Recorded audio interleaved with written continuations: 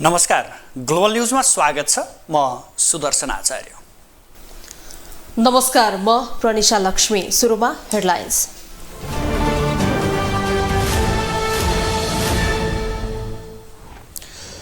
कोशी प्रदेश नामाकरणको सम्बन्धमा नेकपा माओवादीले बोली फेर्यो। पार्टीबाट कमजोरी भएको स्वीकार गर्दै पहिचानकै पक्षमा उभिने निर्णय। वर्तमान गठबन्धन 5 वर्षसम्म टिक्ने एकीकृत समाजवादीका अध्यक्ष नेपालको दाबी। राजनीतिक स्थायित्व, विकास, समृद्धिलाई ध्यानमा राखेर काम गर्ने उल्लेख।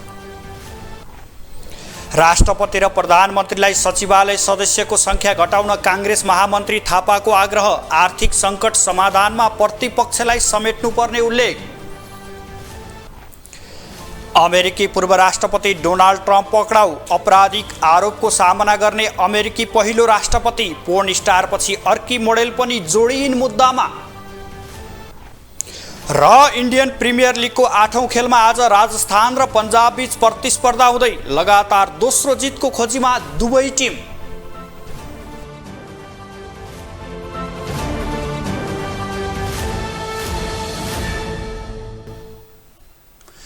ग्लोबल न्यूज अब विस्तारमा। नेकपा माओवादी केन्द्रले कोशी प्रदेश नामाकरणको सम्बन्धमा पार्टी पहिचानकै पक्षमा उभिने निर्णय गरेको छ। बुधबार पार्टी केन्द्रीय कार्यालय पेरिस डाँडामा बसेको पदाधिकारी बैठकले कोशी प्रदेश नामाकरणको सन्दर्भमा पार्टीबाट कमजोरी भएको स्वीकार गर्दै पहिचानकै पक्षमा उभिने निर्णय गरेको हो। पार्टी निर्णयबारे जानकारी दिनुहुँदै माओवादी केन्द्रका उपाध्यक्ष कृष्णबहादुर महराले नामाकरणको बेलामा पहिचानको पक्षमा अडान राख्न नसक्नु पार्टीको कमजोरी भएको र पार्टीको बैठकले यो निष्कर्ष निकालेको बताउनु भयो। त्यस्तै आन्दोलनको क्रममा निधन भएकाहरूलाई शहीद घोषणा गर्न र राहत उपलब्ध गराउन सरकारसँग माग गरिएको पनि उहाँले बताउनु भयो। हाम्रो पार्टीप्रति अलिक कन्फ्युजन के हो अडान भन्ने प्रश्न उठेको पाइयो। त्यसमा हाम्रो पार्टी स्पष्टमा पहिचानकै पक्षमा छ। अर्को निर्णय त्यो आन्दोलन उठिरहेको छ। आन्दोलनको क्रममा मृत्यु भएकाहरूलाई शहीद घोषणा गर्ने र राहत दिने विषयमा पनि सरकारसँग अनुरोध गर्ने कुरा भएको छ। छानबिन सरकारले गरिरहेको छ। के कसरी भएको हो भन्ने कुरा सरकारले गर्छ र हामी चाहिँ शहीद घोषणा गर्नुपर्छ र राहत दिनुपर्छ भन्ने पक्षमा छौँ। बैठकले मिटरब्याजी पीडितहरूको पक्षमा माओवादी केन्द्र पनि रहेको भन्दै सरकारले छानबिन गरेर समस्याको हल खोज्नुपर्ने निर्णय समेत गरेको छ। प्रधानमन्त्री पुष्पकमल दाहाल प्रचण्डको मन्त्रीमण्डलले अझै पूर्णता पाउन सकेको छैन। दोस्रो पटक विश्वासको मत पाएको 2 साता बित्दा समेत प्रधानमन्त्री प्रचण्डले मन्त्रीमण्डललाई पूर्णता दिन नसक्नु भएको हो। तर गठबन्धनको ठुलो दल काङ्ग्रेसले मन्त्रीहरूको नाम नदिएका कारण 4, जसपाका 1 र जनमतका मन्त्रीको राजीनामासँगै अझै 6वटा मन्त्रालय भने रिक्त नै छ। प्रधानमन्त्री पुष्पकमल दाहाल प्रचण्डले आफ्नो मन्त्री परिषदका 6वटा मन्त्रालयको जिम्मेवारी आफै बोकेका छन्। सत्ता गठबन्धनले 15 चैतमै मन्त्रालय बाँडफाँडको टुङ्गो लगाएको थियो। तर नेपाली काङ्ग्रेस र जनता समाजवादी पार्टीले नयाँ मन्त्रीको नाम नदिएका कारण प्रधानमन्त्री दाहाल आफैले 6 मन्त्रालयको जिम्मेवारी बोकिरहेका हुन्। गठबन्धनको ठूलो दल नेपाली काङ्ग्रेसभित्र विवाद छ। सभापति शेरबहादुर देउवाले पार्टीभित्रको गुट र आकांक्षी व्यवस्थापन गर्न सकेका छैनन्, जसका कारण प्रधानमन्त्री दाहाललाई मन्त्री परिषदलाई पूर्णता दिन सकस भइरहेको छ। भागभण्डामा पाएको 2 मन्त्रालय मध्ये जसपाले 1 मन्त्रीको नाम दिन सकेको छैन। सत्ता गठबन्धनमा रहेको जनमत पार्टीले सरकार छोड्दा अहिले खानेपानी मन्त्रालय पनि मन्त्रीविहीन छ। प्रधानमन्त्री दाहालले पुस 11 मा प्रधानमन्त्री भए यता 7 पटकसम्म मन्त्री परिषद विस्तार गरिसकेका छन्। तर उनको सरकारले पूर्णता भने पाउन सकेको छैन। अब भने 1-2 दिनभित्रै मन्त्री परिषदले पूर्णता पाउने प्रधानमन्त्री दाहालको दाबी छ। अब अहिले सरकारले करिब पूर्णता पाएको छ। आज भोलि त्यो 100% नै पूर्णता प्राप्त गर्छ होला। अनि हाम्रो सम्पूर्ण ध्यान अब सरकारको नीति कार्यक्रम र बजेट बनाउनेमा केन्द्रित हुनेछ, भइरहेको छ, सुरु भएको छ। अहिले भर्खरै पनि यहाँबाट गएपछि मैले यही बारेमा बैठक राखेको छु सिंहदरबारमा। गठबन्धनमा काङ्ग्रेसले 8 मन्त्री र 1 राज्य मन्त्री पाउने सहमति भएको थियो, तर हाल काङ्ग्रेसबाट 4 जना मात्रै मन्त्री बनेका छन्। काङ्ग्रेसबाट पूर्णबहादुर खड्का उपप्रधान सहित रक्षा, प्रकाश शरण महत अर्थ, रमेश रिजाल उद्योग वाणिज्य र सीता गुरुङ शहरी विकास मन्त्री बनेका छन्। उनीहरूले गत शुक्रबार शपथ लिएका थिए। अब परराष्ट्र, कानुन न्याय तथा संसदीय मामिला, युवा तथा खेलकुद, स्वास्थ्य तथा जनसङ्ख्या, वन तथा वातावरण र खानेपानी मन्त्रालय प्रधानमन्त्री दाहालकै जिम्मामा छन्। खास गरी काङ्ग्रेसभित्र गगन शेखर समूहले 3 मन्त्रालय पाउनुपर्ने अडानले दाहाल सरकारले पूर्णता नपाएको हो। सरकारले पूर्णता नपाउँदा काम कारबाहीमा पनि समस्या भइरहेको छ। तर काङ्ग्रेस महामन्त्री गगन कुमार थापा भने सरकारले तीव्र रूपमा काम गर्नुपर्ने बताउँछन्। नेपाली कांग्रेस समेत सम्मिलित भएको अझ एक प्रकारले भन्ने हो भने नेपाली कांग्रेसकै नेतृत्व रहेको सरकार भर्खर बनेको छ, केन्द्रमा पनि बन्यो, प्रदेशहरूमा पनि अब 3-4 दिनभित्रमा सरकारहरू बदलिने नयाँ बन्ने क्रमहरू हुन्छ, वा कम्तीमा 8-10 दिन समय लाग्ला। र अब यो सरकारसँग छुट छैन। हेर्नुहोस्, हामीले त प्रधानमन्त्रीले के भनेका छौँ भने तपाईँ त अब हिँडेर कहीँ पुग्छु भने सोच्नु नसोच्नुहोस्, हिँडेर पुग्ने सुविधै छैन हामीसँग। कुनै समय हुन्थ्यो होला आनन्दले बिहान मर्निङ वाक गरेको बेला जस्तो हिँडेको जस्तो आनन्दले हिँड्दै गर्दाखेरि पनि ठाउँमा पुगिन्थ्यो होला। अब हिँडेर पुग्ने अवस्था हामीसँग छ। हाम्रो सरकारसँग अब हिँडेर होइन दौडेर मात्र पुग्न सक्ने अवस्था छ। सत्तारूढ गठबन्धनमा काङ्ग्रेसले 8, माओवादी केन्द्रले 5, नेकपा एकीकृत समाजवादीले 2, जसपाले 2, जनमत, लोसपा, नागरिक उन्मुक्ति र नेपाल समाजवादी पार्टीले 1-1 मन्त्रालय पाउने सहमति भएको थियो। सांसद प्रभु शाह नेतृत्वको आम जनता पार्टीलाई समेत सरकारमा समेट्ने सहमति थियो। ग्लोबल टेलिभिजनका लागि क्यामेरामा नरेश मोक्तानका साथमा कैलाश कठायत, काठमाडौँ। नेकपा एकीकृत समाजवादीका अध्यक्ष माधव नेपालले एमाले अध्यक्ष केपी शर्मा ओली सुध्रिए मिलेर जान सकिने बताउनु भएको छ। काठमाडौँमा आयोजित सम्पादकहरूसँगको छलफलमा उहाँले आफूहरू सबैलाई समाप्त पारेर जानुपर्छ भन्ने पक्षमा नरहेको भन्दै उहाँले अहिलेको सत्तारूढ गठबन्धन 5 वर्षसम्म कायम रहने र मुलुकले स्थायित्वको आभास गर्ने दाबी समेत गर्नुभएको छ। बुधबार नेकपा एकीकृत समाजवादी पार्टीले सम्पादक भेटघाट कार्यक्रम गरेको छ। पार्टीको केन्द्रीय प्रचार विभागले काठमाडौँमा आयोजना गरेको कार्यक्रममा सम्पादकसँग भेटघाट तथा अन्तर्क्रिया कार्यक्रममा बोल्दै अध्यक्ष माधव कुमार नेपालले सत्तारूढ गठबन्धन 5 वर्षसम्म कायम रहनेमा ढुक्क हुन आग्रह गरे। उनले मुलुकमा राजनैतिक स्थायित्व, विकास, समृद्धि र सुशासनका लागि ध्यानमा राखेर सत्तारूढ गठबन्धनलाई अगाडि बढाइने बताएका छन्। मानिसहरूका मनमा भ्रमहरू रहेका छन्, अनेकौं किसिमका आशंकाहरू रहेका छन्। त्यो आशंका भनेको यो कति दिनसम्म रहन्छ र यसको लामो आयु छैन, कसैले मिति पनि तोकेर त्यसभन्दा बढी चल्न सक्दैन भन्ने गरेका छन्। त्यसलाई पत्याउने अवस्था पनि रहेको देखिन्छ। तर तपाईँहरू ढुक्क भए हुन्छ, यो जुन गठबन्धन छ यो 5 वर्षसम्म कायम रहन्छ। त्यसो हुनाले राजनीतिक स्थायित्वलाई ध्यानमा राखेर नै हामीले यो गठबन्धनलाई अगाडि बढाएका छौँ र स्वाभाविक रूपमा मुलुकमा राजनीतिक स्थिरता दिनका लागि, विकास, सुशासन र राष्ट्रिय हितको प्रवर्धन गर्नका लागि नै हामी मिलेर अगाडि बढ्ने प्रतिबद्धता व्यक्त गरेका छौँ। 2 वर्ष अघि एमाले वरिष्ठ नेताका रूपमा रहेका नेपाल अध्यक्ष केपी शर्मा ओलीसँग रुष्ट हुँदै एमाले छाडेर एकीकृत समाजवादी पार्टी खोलेका माधव नेपालले लामो समयपछि ओलीसँग मिलेर जान सक्ने इच्छा समेत जाहेर गरेका छन्। एमाले पार्टी फुटपछि नेपाल र ओली बीच तत र मोमोको समेत स्थिति बनेको थियो। तर पछिल्लो समय माधव नेपालले पार्टी फुटाउँदा आफू कमजोर भएको महसुस गरिरहेका छन् भने एमाले अध्यक्ष ओलीले समेत माधव छुट्टिँदा पार्टीलाई घाटा भएको अनुभव गरिरहेका छन्। यस्तोमा एकीकृत समाजवादीका अध्यक्ष माधव नेपालले कम्युनिस्ट आन्दोलनलाई विगतका भन्दा पनि नयाँ ढङ्गले अगाडि बढाउन आवश्यक रहेको भन्दै ओलीले अहिले आफ्नो पार्टीको महत्त्वलाई बिस्तारै महसुस गर्न थालेको बताएका छन्। उनले विचार, नीति, दृष्टिकोण र भावना मिलेर एकै ठाउँमा बसेर काम गर्न समस्या नहुने बताएका छन्। हिजो यसको महत्त्व केही पनि छैन, अर्थ केही पनि छैन भन्नेहरूले पनि बिस्तारै लेखो राख्न थालेका छन्, चासो राख्न थालेका छन्, सोधीखोजी गर्न थालेका छन् र यो पनि खुसीकै कुरा हो। यदि कसैमा सद्बुद्धि आउँछ भने, मति सप्रिन्छ भने, मिलेर जानुपर्छ भने, मान्यता बोक्छन् भने खुसीकै कुरा हो। तर विचारमा मेल हुनु पर्यो, दृष्टिकोणमा मेल हुनु पर्यो, नीतिमा मेल हुनु पर्यो, भावनामा मेल हुनु पर्यो, अनि सबै वचन र कर्ममा एकता हुनु पर्यो। अब त्यो सबै कुराहरू मिल्ने ढङ्गले भयो भने मिलेर जान नसकिने कुरै छैन। हामी कसैलाई पुरै पन्छाउने, समाप्त पार्ने र बहिष्कृत गर्ने सोचका साथ अघि बढ्न चाहँदैन। त्यस्तै कार्यक्रममा सम्पादक संघको सवाल जवाफमा महासचिव घनश्याम भुसालले समेत कम्युनिस्ट एक ठाउँमा रहेर मुलुकको समृद्धि र विकासमा हातोमालो गर्नुपर्ने जोड दिएका छन्। एकीकृत समाजवादीको कुरा छ। हामी बेला बेलामा अहिले खास एउटा परिस्थितिमा हाम्रो आकार सानो भएको छ, तर मुलुकको राजनीति अझ खास गरी वामपन्थी राजनीति, यसको वैचारिक, यसको राजनीतिक, यसको सैद्धान्तिक धरातलको हिसाबले भन्ने हो भने हामी मेनस्ट्रिम, हामी सबैभन्दा बढी प्रभावकारी छौँ। र कुनै दिन जुन दिन हामी एकीकृत वाम आन्दोलन तयार भएको तपाईँले देख्नुहुनेछ, त्यतिखेर हाम्रो राजनीतिक सैद्धान्तिक जगमा यो सबै कुरा अगाडि जानेछ, हुनेछ।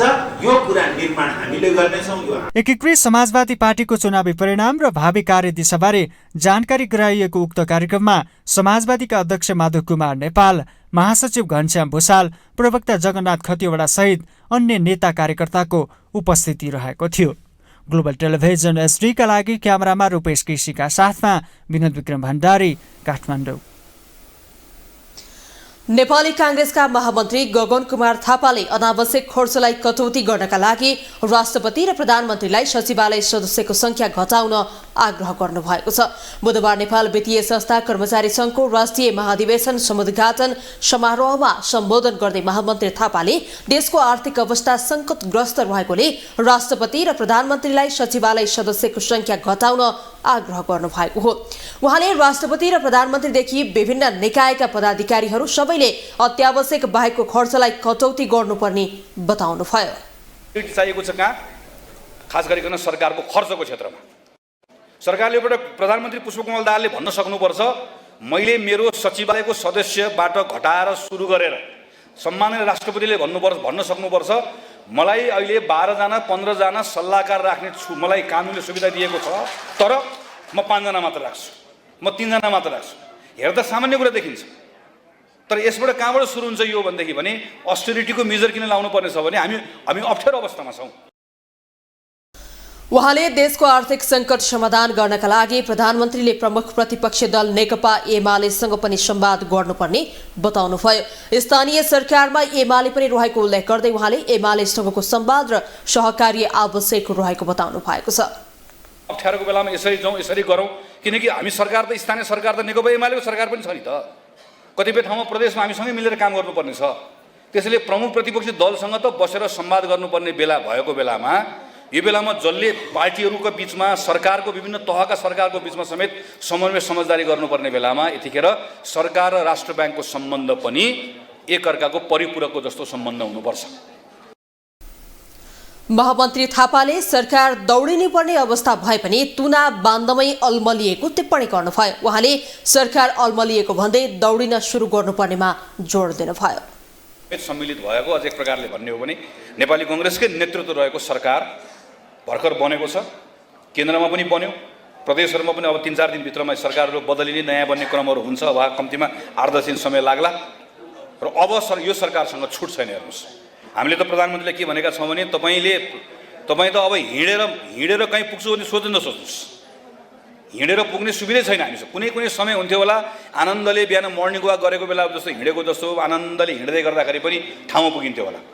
अब हिँडेर पुग्ने अवस्था हामीसँग छ। हाम्रो सरकारसँग अब हिँडेर होइन दौडेर मात्र पुग्न सक्ने अवस्था छ। तर सरकार दौडिन सुरु नै गरेन, अझै पनि तुना बानेको जस्तो, कहिले तुना बानेर बस्छ, कहिले चाहिँ कुर्सी खोज्छ, कहिले अल्मलेको जस्तो भयो। यसले दौडिन सुरु गर्नु पर्यो, किन हामीसँग समयको सुविधा नै छैन। प्रधानमन्त्री भनेको क्याप्टेनले सिङ्गो टिमलाई साथमा लिने र साथमा लिएपछि अहिले अघि एकदम ठिक लक्ष्मण दाइले भन्नुभएको छ, अहिले यतिखेर के हेर्ने हो भने अब बजेटको साइकललाई हेरौँ। महामन्त्री थापाले प्रधानमन्त्री र मन्त्रीहरूलाई 3 महिनासम्म अनलाइन र टेलिभिजनमा अनुहार नदेखाई काम गरेर देखाउन आग्रह समेत गर्नुभएको छ। वैशाख 10 गते हुने उपनिर्वाचनले तनहुँ चितवन र बाराको राजनीति तातिएको छ। 3 जिल्लाका 3 निर्वाचन क्षेत्रमा उम्मेद्वारहरू घर दैलोमै पुगेर मतदातासँग मत माग्न व्यस्त देखिन्छन्। उपचुनावलाई राजनीतिक दलहरूले प्रतिष्ठाको विषय बनाउँदै सम्पूर्ण शक्ति खर्चिने तयारीमा छन्। वैशाख 10 गते तनहुँ 1, चितवन 2 र बारा 2 मा हुन लागेको उपनिर्वाचनका लागि राजनीतिक दलहरू सम्पूर्ण शक्तिका साथ चुनावी मैदानमा होमिएका छन्। खास गरी नेपाली कांग्रेस, नेकपा एमाले र राष्ट्रिय स्वतन्त्र पार्टीले उपचुनावलाई प्रतिष्ठाको विषय बनाएका छन्। पार्टीका शीर्ष नेताहरू नै चुनावी मैदानमा पुगेर उम्मेद्वारहरूका लागि भोट मागिरहेका छन्। कांग्रेस, माओवादी केन्द्र, जनता समाजवादी, एकीकृत समाजवादी सहितका सत्ता गठबन्धनका 5 दलले तनहुँ र चितवनमा कांग्रेस तथा बारामा जसपाका उम्मेद्वारलाई अघि सारेका छन्। आफ्नो भागमा परेका क्षेत्रमा विरासत जोगाउने रणनीति कांग्रेसको देखिन्छ।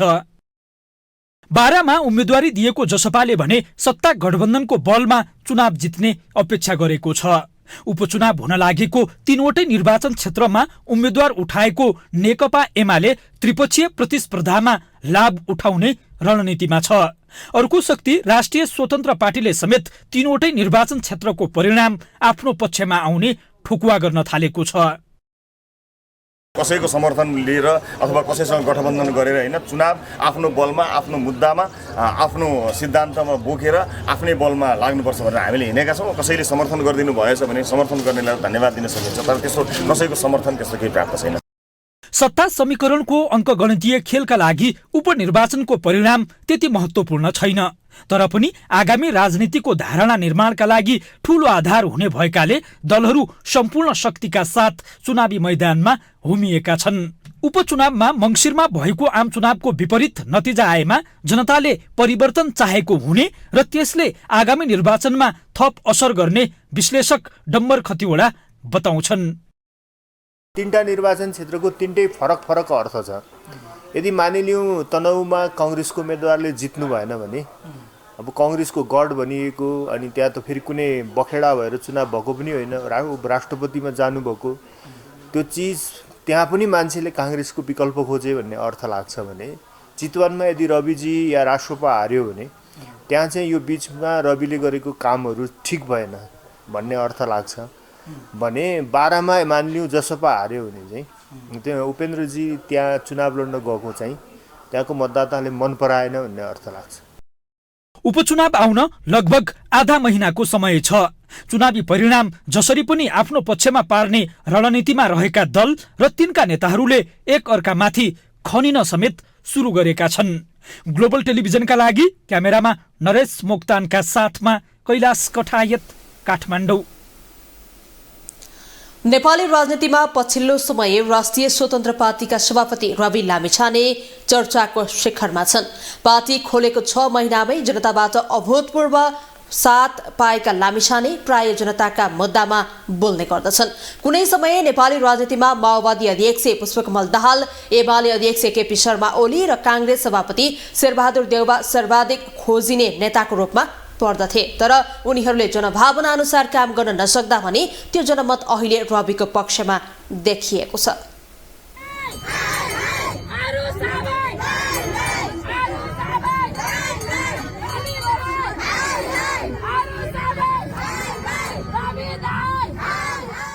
एक समय थियो नेपाली राजनीतिमा सबैले आशा गरेका नेताहरूमध्ये अहिलेका प्रधानमन्त्री तथा माओवादी अध्यक्ष पुष्पकमल दाहाल प्रचण्ड, पूर्व प्रधानमन्त्री बाबुराम भट्टराई, एमाले अध्यक्ष तथा पूर्व प्रधानमन्त्री केपी शर्मा ओली, कांग्रेस सभापति तथा पूर्व प्रधानमन्त्री शेरबहादुर देउवा। तर अहिले भने समय फेरिएको छ। उति बेला आदर्श नेता बनेका दाहाल, भट्टराई, ओली र देउवाले अहिले सबैभन्दा बढी गाली खाने नेतामा पर्छन्। कारण हो पटक पटक देशको कार्यकारी हुँदा समेत जनताको भावना अनुरूप काम नगर्नु।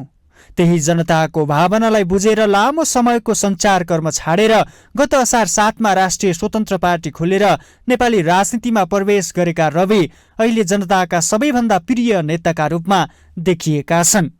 नेपाली राजनीतिमा पछिल्लो समय सबैभन्दा धेरै चर्चाको केन्द्रमा रहेका राष्ट्रपा सभापति रवि जनसरकारका हरेक मुद्दामा चासो राख्ने र छिट्टै प्रतिक्रिया दिने गर्छन्। लामो समय टेलिभिजन कार्यक्रम मार्फत जनताका मुद्दामा बहस चलाएका लामिछाने राजनीतिमा आउनु पूर्व नै एक खालको स्टारडम बनाइसकेका थिए। टेलिभिजन कार्यक्रम चलाउँदा नेपालका शीर्ष राजनीतिक दल र नेताहरूले केही गर्न सकेनन् भनेर जनताको मन बटुलेका रविले त्यसपछि नेपाली राजनीतिमा सबैभन्दा बढी खोजिने पात्रका रूपमा देखिएका छन्।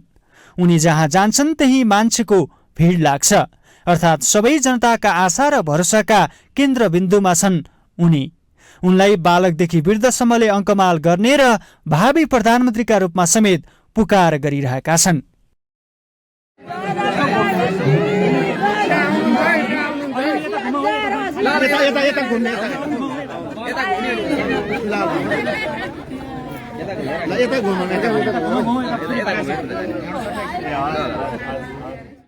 नेपालका शीर्ष राजनीतिक दलबाट आजित बनेका नेपाली जनताका बीचमा नयाँ पार्टी खोलेर वैकल्पिक राजनीतिको स्वाद लिएका रविको पक्षमा गत मङ्सिरको आम चुनावमा एकाएक प्रतिनिधि सभाको प्रत्यक्षतर्फ 20 सिट आयो, जुन शीर्ष राजनीतिक दलका लागि अकल्पनीय कुरा थियो।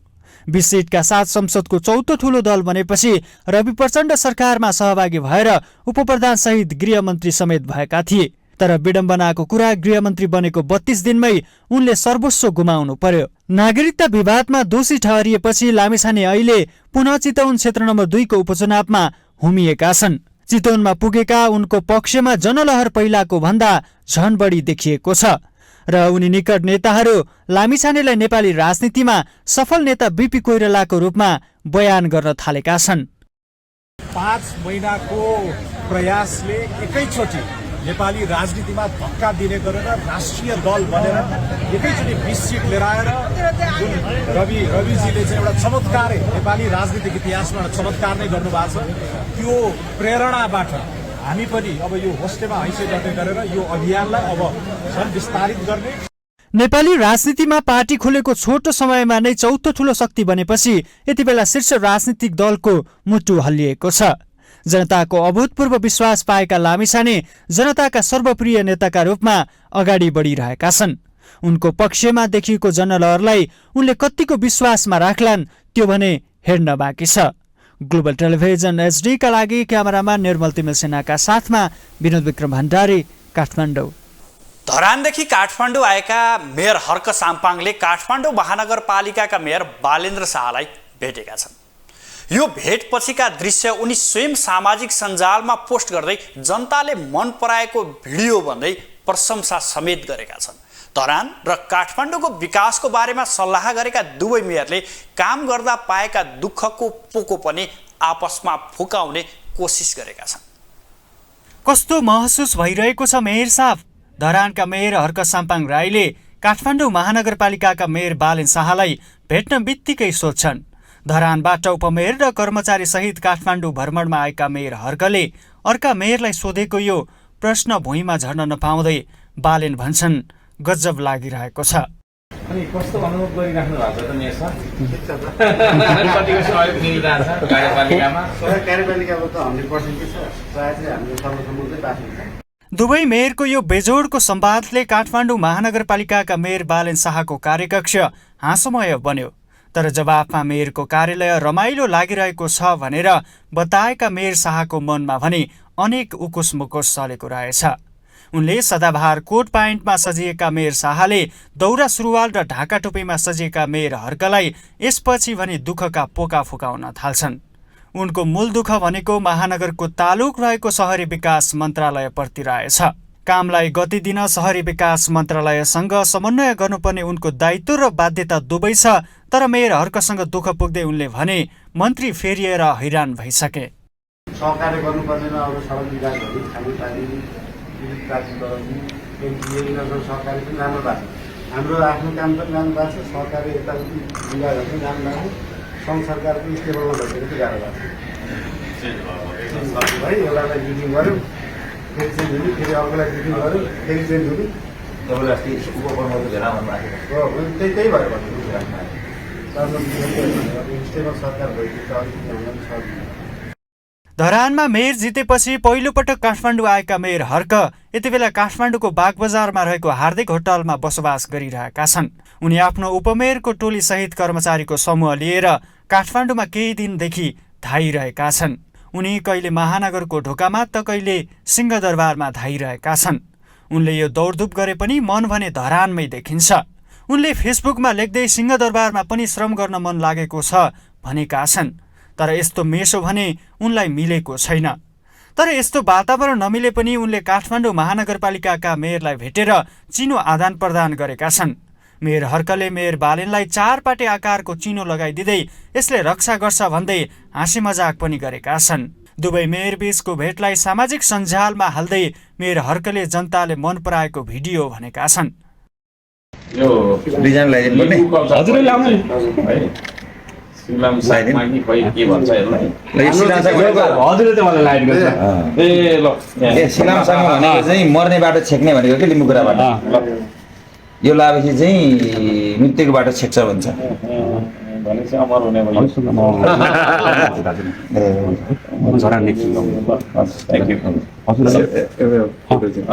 दौरा सुरुवाल लगाएका हर्कर र कोट प्यान्ट लगाएका बालेनको बीचमा केही बेर महानगरलाई कसरी व्यवस्थित गर्ने भन्ने सल्लाह पनि भएको छ।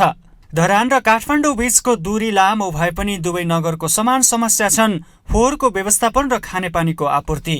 दुवै मेयरले भेटमा यस्ता समस्या समाधान गर्न कुनै समाधान निकाल्न सके देशले फड्को मार्ने थियो। अब पालो ग्लोबल भोइसको। काठमाडौँ महानगरपालिकाको फोहोरलाई दीर्घकालीन रूपमा व्यवस्थित गर्ने नारासहित निर्वाचित मेयर बालेन्द्र शाहले फोहोर सफा गर्न सकेका छैनन्। त्यसमाथि सहरलाई कुरूप बनाएका तारदेखि सडक पेटीसम्म समेत व्यवस्थित हुन सकेको छैन।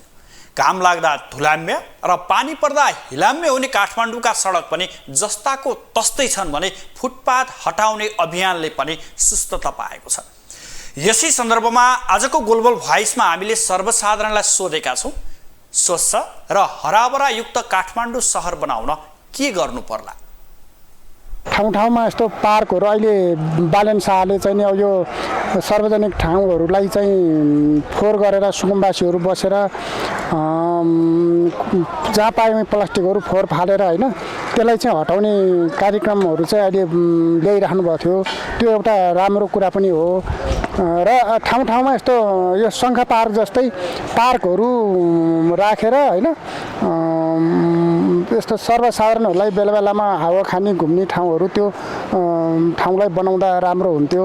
काठमाडौँ महानगरको हाम्रो मेयर हुनुहुन्छ बालेन शाह जस्तो उम्मेदवारहरूलाई ल्यायो भने फर्स्ट अफ अल त्यसरी सुन्दर हुन्छ भने अर्को कुरा यस्तै अब विभिन्न पार्कहरू भयो होइन जनचेतनाहरू फैलायो भने चाहिँ काठमाडौँलाई सुन्दर बनाउन सकिन्छ। यो जति पनि फोहोर मैला घरबाट उब्जेको फोहोर मैलाहरू छ त्यसलाई व्यवस्थित गर्न नसक्नुले काठमाडौँ फोहोर भएको हो। अर्को यो ड्रेनेज घरबाट हुने ढलको पनि उचित व्यवस्थापन नहुनाले फोहोर भयो। त्यसकारणले यसलाई व्यवस्थित गर्न चाहिँ पहिलो घरबाट नै फोहोरको व्यवस्थापन गर्नुपर्छ। अनि अर्को काठमाडौँलाई सुन्दर बनाउने हो भने यो घरको भवनहरू संरचनालाई पनि परिवर्तन गर्नु पर्यो। यो वेस्ट म्यानेजमेन्ट होइन अलिक राम्रोसँग के वेस्ट व्यवस्थापन गर्ने अनि त्यहाँबाट हुन्छ नि मान्छेले आफूले फैलाएको वेस्ट हुन्छ नि त्यो चाहिँ आफै खुद मेन्टेन गर्न सक्यो थाले पछाडि चाहिँ मेबी सफा हुन्छ होला। सरकारले भन्दा पनि नगरपालिकाले भन्दा पनि हामी आफै सचेत हुनु पर्यो। एक नम्बरमा उनीहरूले त एउटा योजना ल्याउने हो होइन यस्तो यसो गर्नुपर्छ भनेर एउटा निर्देशन गर्ने हो, त्यसको फलोअप चाहिँ हामीले नै गर्नुपर्ने हुन्छ। सबभन्दा पहिला आफ्नो घरबाट सफा यो अभियान सुरु गरौँ अन्त बाहिर छिमेकमा गरौँ। छिमेकबाट अब यो देशैभरि यो त्यसरी जानुपर्छ। हेर्नु सफा सहर त्यसरी मात्रै हुन्छ, नत्र यो कल्पनाको मात्रै सहरले काम छैन। तपाईँ हामी आफै नै लाग्छ। मिटर ब्याजे साहु महाजनबाट प्रताडित सर्वसाधारणहरू राजधानी आउने क्रम रोकिएको छैन। महोत्तरीको बर्दिवास आसपासका क्षेत्रबाट काठमाडौँ आएका 100 जना मिटर ब्याज पीडित सरकारसँग वार्ता गरेर फर्किए लगत्तै 22 जिल्लाबाट आएका पीडितहरूको अर्को समूहले बानेश्वर संघीय संसद भवन अगाडि धरना दिएर आएको छ। तराईका विभिन्न जिल्लामा साहु महाजनबाट प्रताडित मिटर ब्याज पीडितहरू राजधानी आउने क्रम जारी छ। 12 दिनको पैदल यात्रापछि राजधानी पुगेर सरकारसँगको वार्तापछि उनीहरू घर पुग्न नपाउँदै राजधानीमा 500 जना मिटर ब्याज पीडितहरू राजधानी आइपुगेका छन्। विभिन्न 22 जिल्लाबाट राजधानी आइपुगेका मिटर ब्याज पीडितसँग हामी आज कुराकानी गर्नेछौँ र उहाँको खास समस्या पहिचान गर्छौँ। तपाईँको खास के समस्याले तपाईँ राजधानीसम्म आइपुग्नु भयो? मैले चाहिँ राजधानी एउटा चाहिँ मेरो डिस्ट्रिक्ट छ, मेरो लाल पूर्जा छ, नकई तमसुक छ, त्यो फुकुवा गरिदिउँ, त्यो बदर गरिदिउँ, त्यसको लागि हामी आयौँ। अदालतको वकिल सूर्य कुमार यादव हाम्रो श्रीमानबाट 71 लाख तमसुक बनाएको छ।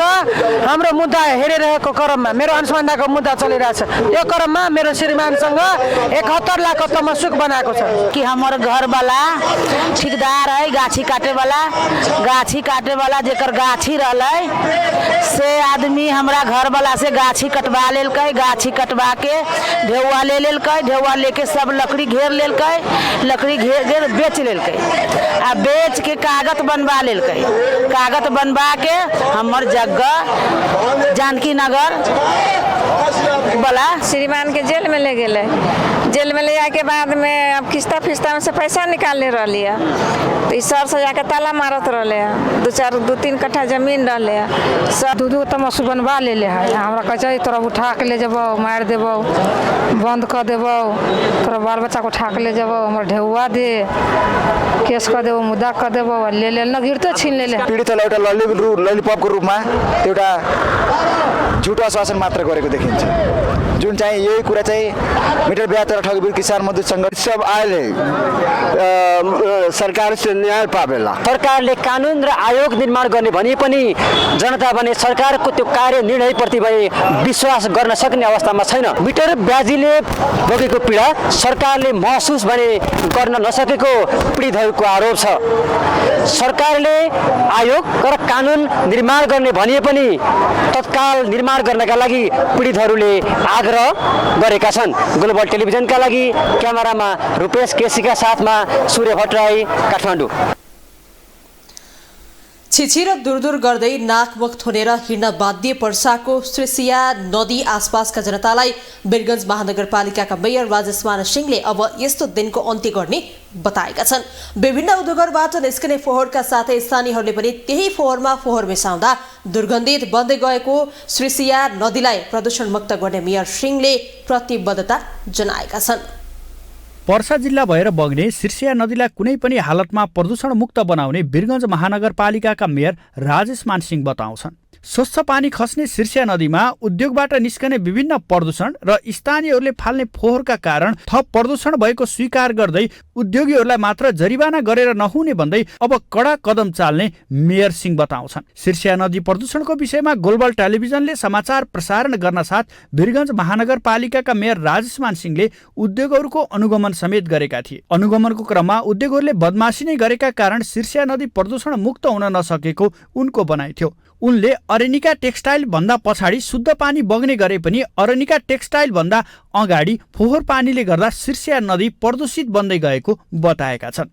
हामीहरू जानासाथ बोरिङ चालु गर्ने, तपाईलाई एउटै कुरो म के भन्न चाहन्छु भने चाहिँ अरनिका टेक्सटाइलमा जुन हामीहरू गयौँ त्यहाँको हेर्नुहोस् त उतातिरको अरनिका टेक्सटाइल भन्दा पछाडि कस्तो निर्मल जल छ सिर्सियाको।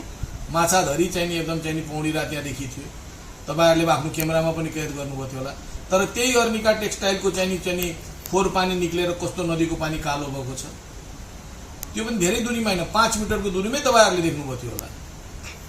5 मिटरको दूरी पछि चाहिँ त्यो नदीको पानी कसरी कालो भयो थियो, 5 मिटरको दूरीको उतातिर नदी कति निर्मल र स्वच्छ थियो र त्यहाँ माछाहरू समेत पौडिरा तपाईँहरूले देख्नुभएको छ। उद्योगहरूका कारण दिन प्रतिदिन दुर्गन्धित बन्दै गएको सिर्सिया नदीलाई यसपालि दुर्गन्धित मुक्त बनाउने अभियान नै चलाएको मेयर सिंहको भनाइ छ। जति पटक जरिवाना गरे पनि उद्योगहरूले आफ्नो मनमैजित पाराले दुर्गन्धित पानी सिर्सिया नदीमा खसाउने गरेको भन्दै उनले अब उद्योगका साथै नदीमा फोहोर फाल्ने स्थानीयलाई पनि कारबाही गरिने चेतावनी दिए।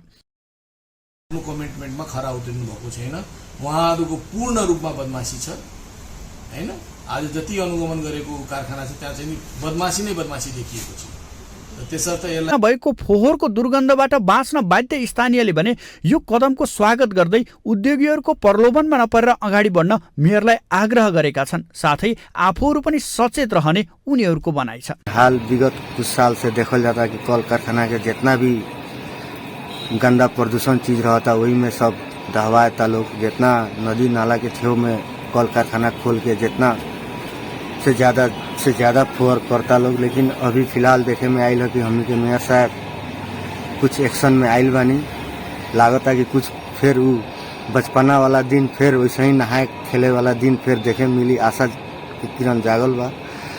अब देखी का होला, लेकिन विश्वास तो लागता कि कुछ एक्शन में आइल बानी हमनी के मेयर साहब, आशावादी बानी छ, देखी का होला। अब कुनै नेताले वीरगञ्जको लागि राम्रो सोच दिनुहुन्न, नत्र यो आजसम्म सफा भइसक्नु पर्ने हो। अब मलाई लाग्छ कि राजेश मानजीले यसलाई अवश्य नै राम्रो पारिदिनुहुन्छ। राम्रो पारिदिनु भयो भने वीरगञ्जवासीको तर्फबाट धेरै धेरै उहाँलाई राम्रो हुनेछ र आगामी दिनको लागि पनि उहाँलाई धेरै राम्रो हुनेछ।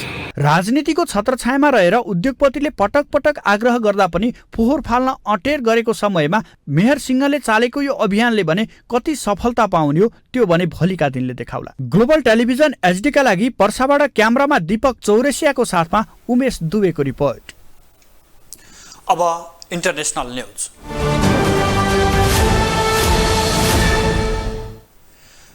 अमेरिकाका पूर्व राष्ट्रपति डोनाल्ड ट्रम्प पक्राउ परेका छन्। उनलाई अनौपचारिक रूपमा गिरफ्तार गरिएको र प्रहरी हिरासतमा राखिएको बीबीसीले जनाएको छ। उनीमाथि 34 वटा आरोप समेत लागेका छन्।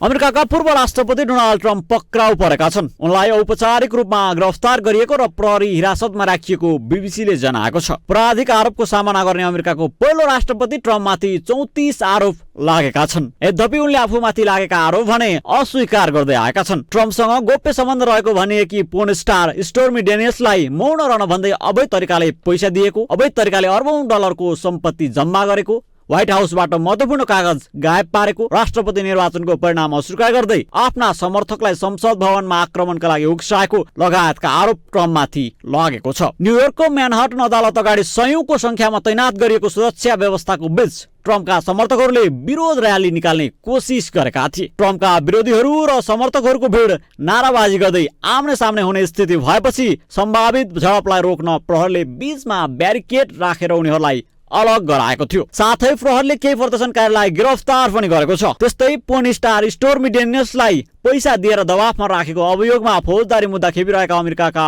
पूर्व राष्ट्रपति डोनाल्ड ट्रम्पलाई फेरि अर्की मोडलसँग पनि त्यस्तै गतिविधि गरेको अभियोग लागेको छ। ट्रम्प विरुद्ध मुद्दा अभियोजन गरेकाहरूले मोडल करेन डोगलसँग पनि ट्रम्पले उस्तै व्यवहार गरेको जिकिर पेश गरेकी छन्। ट्रम्पसँग आफ्नो 10 महिना प्रेम सम्बन्ध चलेको उनले जिकिर गरेकी छन्। सन् 2006 मा न्युयोर्क टाइम्समा छापिएको सामग्री अनुसार लस एन्जल्समा ट्रम्प र केरन बीच भेट भएको थियो। सन् 2016 मा सार्वजनिक समाचार अनुसार ट्रम्पको सम्बन्धबारे विशेष कुराकानीका लागि नेशनल इन्क्वायर नामक अखबारले करेनसँग $1,50,000 सम्झौता गरेको थियो। यसको मतलब पैसा प्राप्तिपछि ट्रम्पसँगको सम्बन्ध उनले सार्वजनिक रूपमा भन्न पाउने थिएनन्। नियोजित रूपमा यो सम्झौता गरेको तथ्य पछि थाहा पाएको करेनले बताएका छिन्। यसबारे निर्वाचन आयोगले समेत छानबिन गरेको थियो। त्यसपछि आयोगले अखबारलाई $1,87,000 जरिवाना तिराएको थियो। ट्रम्पले भने केरेनसँग आफ्नो कुनै सम्बन्ध नरहेको बताउँदै आएका छन्। ग्लोबल टेलिभिजनको लागि एजेन्सीको सहयोगमा विशाल पुरीको रिपोर्ट। अब स्पोर्ट्स न्यूज।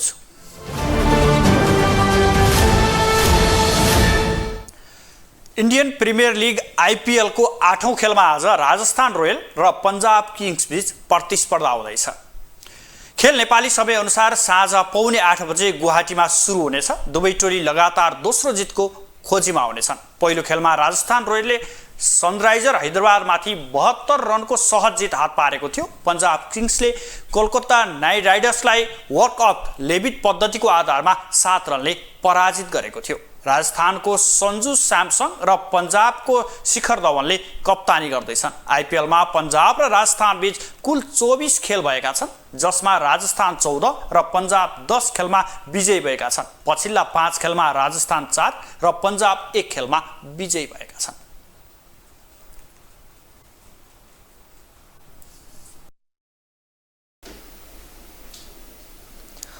ग्लोबल न्यूजको अन्तिम हेडलाइन्स पुनः एकपटक।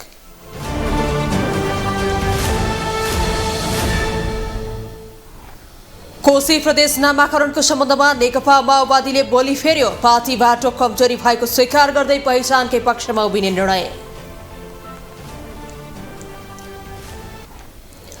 वर्तमान गठबन्धन 5 वर्षसम्म टिक्ने एकीकृत समाजवादी अध्यक्ष नेपालको दावी। राजनीतिक स्थायित्व विकास समृद्धिलाई ध्यानमा राखेर काम गर्ने उल्लेख।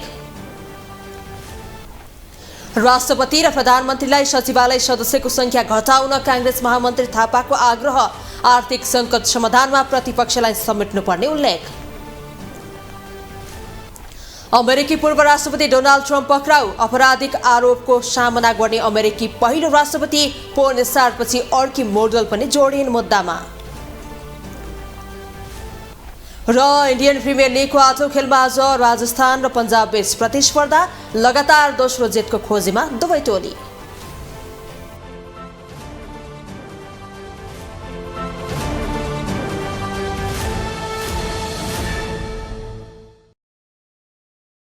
ग्लोबल न्यूज अहिलेलाई यति नै। ग्लोबल टेलिभिजन तपाईँ फेसबुक तथा युट्युबमा पनि प्रत्यक्ष हेर्न सक्नुहुनेछ। ग्लोबल टेलिभिजन हेर्दै रहनुहोला। नमस्कार।